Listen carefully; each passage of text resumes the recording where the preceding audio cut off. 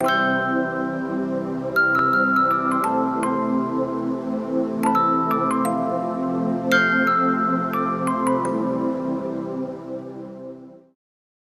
शुरुआत होती है जब मैं बहुत छोटा था, स्कूल में पढ़ता था, तो अराउंड थर्ड क्लास में कंडीशन घर की समझ में आ जाती, थोड़ा बहुत काम खर्चे पूरे नहीं हो रहे, तो मैंने पापा से बोला कि मैं भी कुछ करना चाहता हूँ।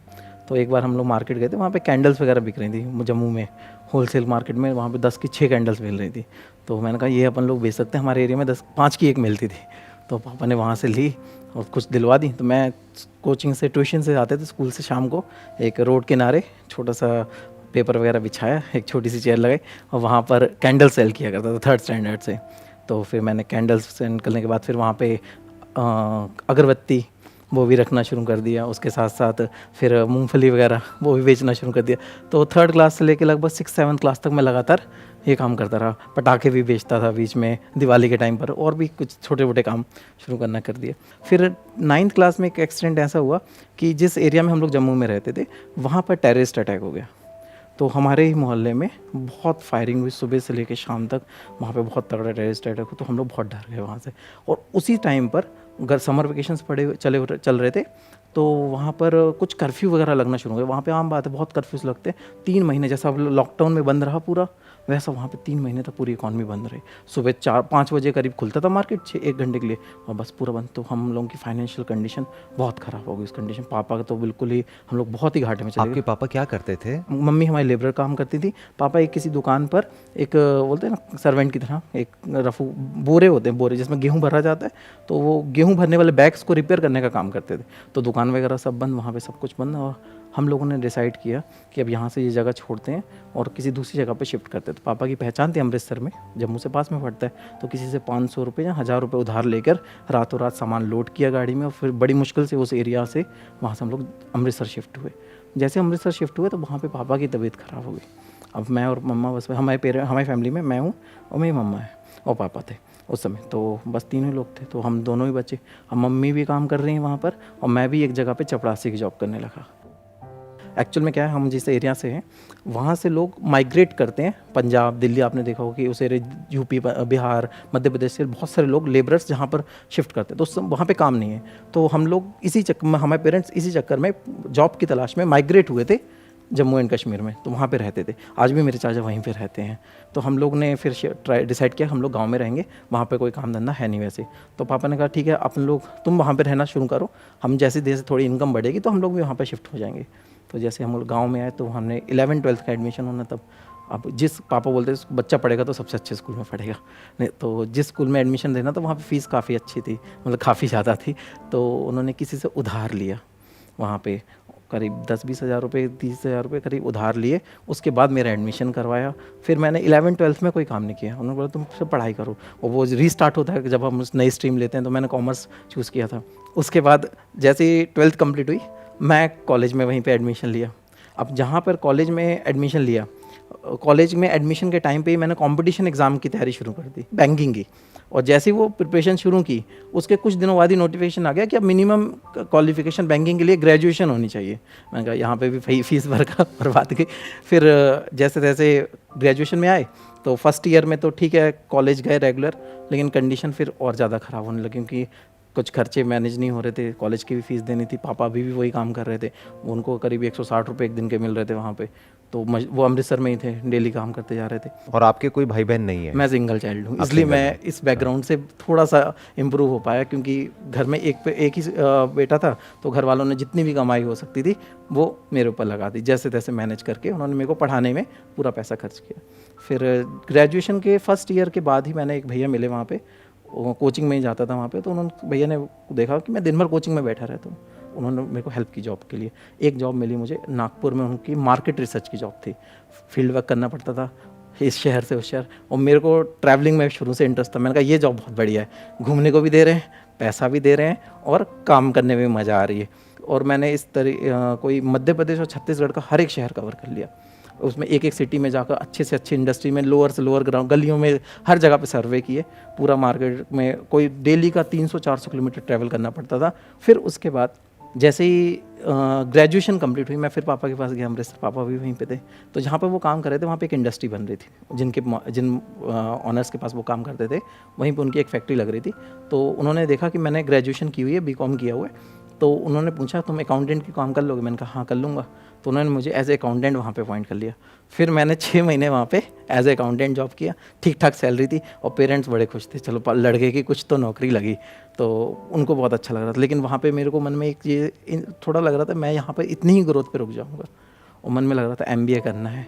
तो मैंने फाइनली डिसाइड किया कि मुझे लीव करनी। मैंने 6 महीने जॉब की और वहाँ से फिर छोड़कर मैं अपने गाँव आ गया। करना क्या था, MBA करना था और उसके साथ साथ कुछ अच्छी जॉब करनी बड़ी। अब जैसे गांव में आए वहाँ पर एडमिशन लेना था MBA के लिए, तो भोपाल के पास एक शहर पड़ता है विदिशा, वहाँ के गवर्नमेंट कॉलेज में MBA के लिए एडमिशन हो गया। लेकिन जैसे ही कॉलेज में एडमिशन लेने गए उन्होंने कहा 70,000 फीस लगेगी, 40,000 आपको स्कॉलरशिप से रिफंड हो जाएगा। मेरे जेब में मुश्किल से 15,000 रुपये नहीं है, जो सेविंग 2-3-6 महीने जॉब की उसके 15-20 हज़ार रुपये बचे हुए थे, और उसी में से मैंने कहा इसमें तो नहीं हो पाएगा। फिर मैंने एक नॉर्मल से कॉलेज से स्कॉलरशिप बेस पर एडमिशन ले लिया और फिर कॉलेज गए नहीं, घर पे आए, देखा क्या किया जाए। अब फिर से वही पैसे की प्रॉब्लम आ रही है। 2-3 महीने हो गए थे ये जॉब छोड़ने के दौरान और एडमिशन लेने के दौरान, 2 महीने 3 महीने हो गए थे और फिर से हालत फिर से ख़राब।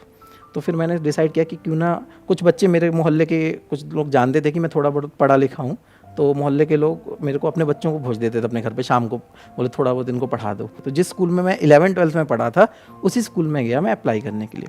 तो वहाँ पे मैं गया तो था कॉमर्स बिजनेस स्टडीज़ के लिए कि मैं बिज़नेस स्टडीज़ पढ़ाना चाहता हूँ, लेकिन वहाँ पे वैकेंसी नहीं थी कोई, और उन्होंने कहा कि आप कंप्यूटर टीचर पढ़ाना चाहें तो हम आपको रख सकते हैं। तो मैंने वहाँ से टीचिंग शुरुआत की और वहाँ पे वो स्कूल बहुत बड़ा था, बहुत बड़ा स्कूल था। तो वहाँ पे एक चीज़ बहुत अच्छी मिली, सीखने को बहुत कुछ मिला। क्लासेस कैसे अटेंड करते हैं, बड़ी क्लास को कैसे हैंडल करते हैं, बड़े टीचर्स जिनके साथ जिन्होंने हमें पढ़ाया तो उनके बीच में रहने को मिला, तो टीचिंग सीखने को मिला। मुझे कंप्यूटर पढ़ा तो रहा था, टीचिंग में मज़ा आ रही थी, लेकिन कंप्यूटर पढ़ाने में मज़ा नहीं आ रही थी। मुझे चाहिए था अपना सब्जेक्ट बिजनेस कॉमर्स, इसमें से कुछ मिल जाए। तो मैंने एक दिन अपने रिज्यूम लिया, उसको मैंने 8-10 फोटोकॉपी करवाई और शहर के जितने भी स्कूल थे सब में जाकर दे आया मुझे कॉमर्स पढ़ाने।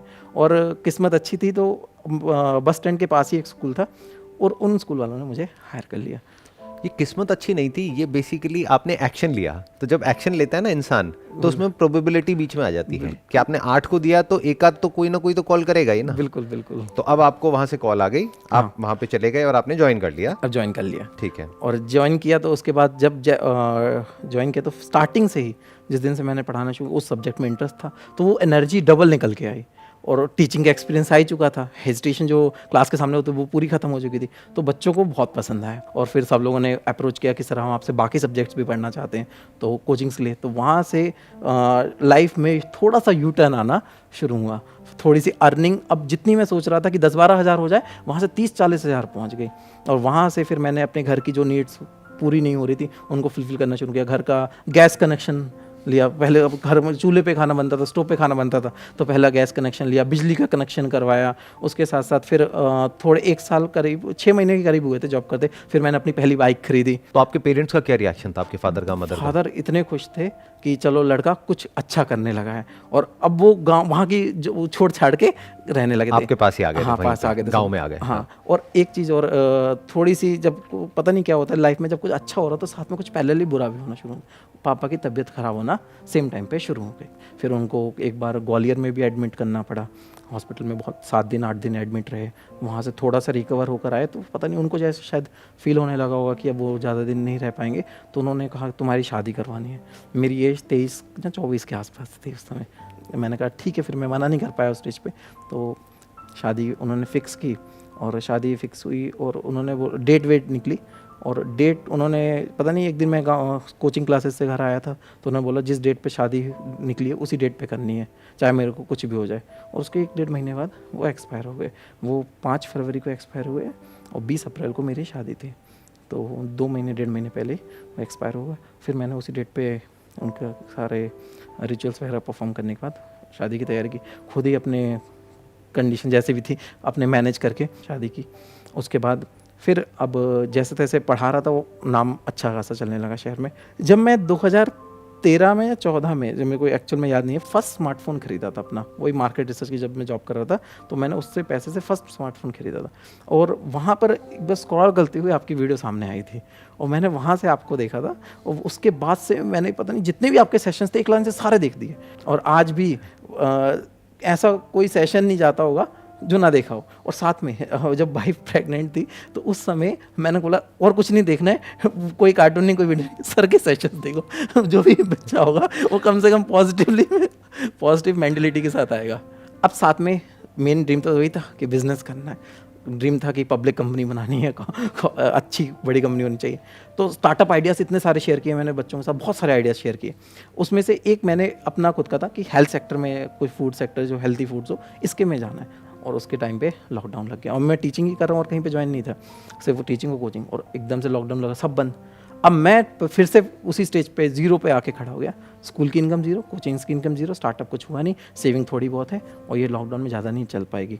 अब इस सेम टाइम पर वाइफ भी आ गई है, मम्मी भी है और मैं भी हूँ। फिर दिमाग में आया कि लॉकडाउन में एक चीज़ बस चल रही है, ग्रॉसरी, सब्जी और फ्रूट्स, तो क्यों ना सुबह से इनको डिलीवर करना शुरू कर दूं, जहाँ फिर सब्जी का कोई ठेला वगैरह लगाना शुरू कर दूं सुबह के टाइम पे, जिससे कुछ तो अर्निंग आएगी।